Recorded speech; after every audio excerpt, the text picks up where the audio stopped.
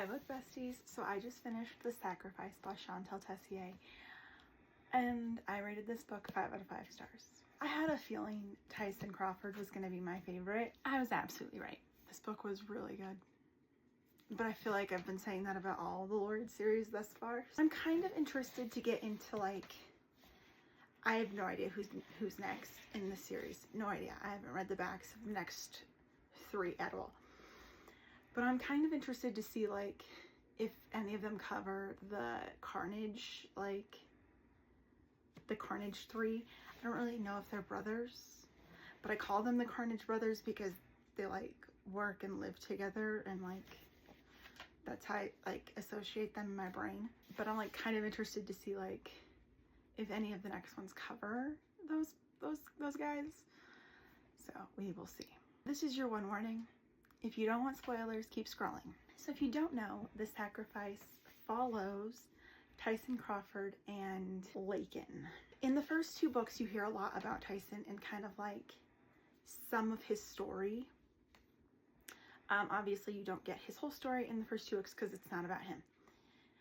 But in the first couple books, they talk about like Tyson runs a club called Blackout. That wasn't what he was supposed to be doing with his life as a lord. Like he was supposed to be a lot more powerful of a lord than running a club. But when he was going through his like senior year at Barrington, he was told to choose Lakin's older sister, Whitney, his senior year. And obviously when the upper lords give you like an order, you can't disobey it. You have to do what they tell you to do. He took Whitney as his chosen and she ended up passing. So everyone kind of thinks that Tyson unalived her. There's some twists and turns towards the end of the book and you find out what actually happened, and it just is like mind blown. Turns out Whitney, like, she never died.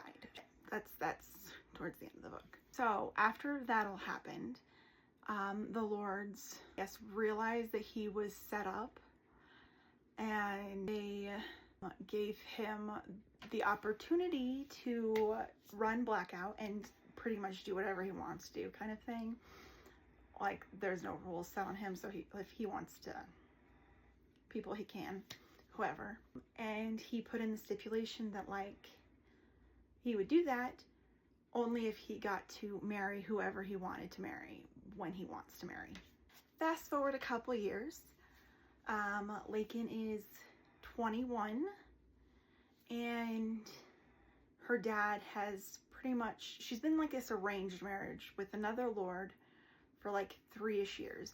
She has been trained and changed to meet that certain lord's specific needs and what he wants in his wife. So her hair has been dyed a different color. She's had plastic surgery. Tyson comes in and calls in his favor and is like, actually, no, she's going to be marrying me. So the day she's supposed to marry that other lord, she actually ends up marrying Tyson. Like Lakin, we had no idea why he did what he did. In the beginning, it's kind of like revenge for certain things that happened, and then he's like, I'm gonna force her dad to be like, she's married to me and I'm going to make her like a waitress at my club and parade her around like she's like my pet. She has a collar. She does. She has a shock collar.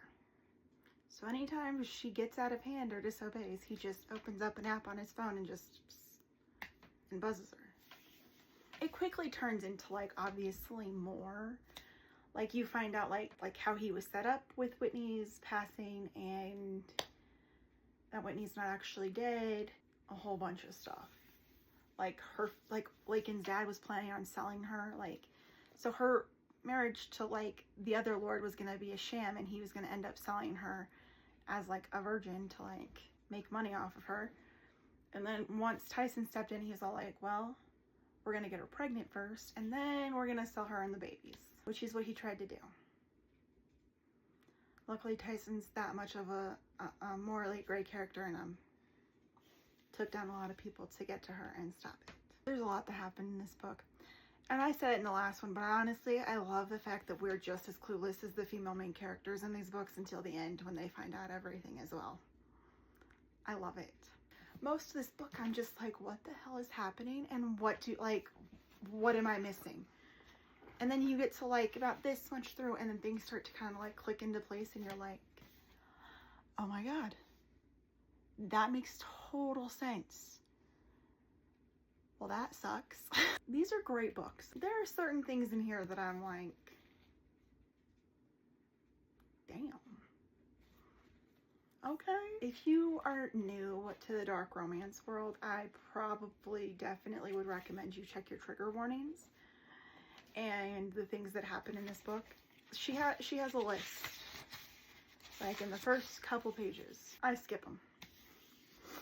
I have no trigger warnings. I just, whatever's thrown at me, I will handle.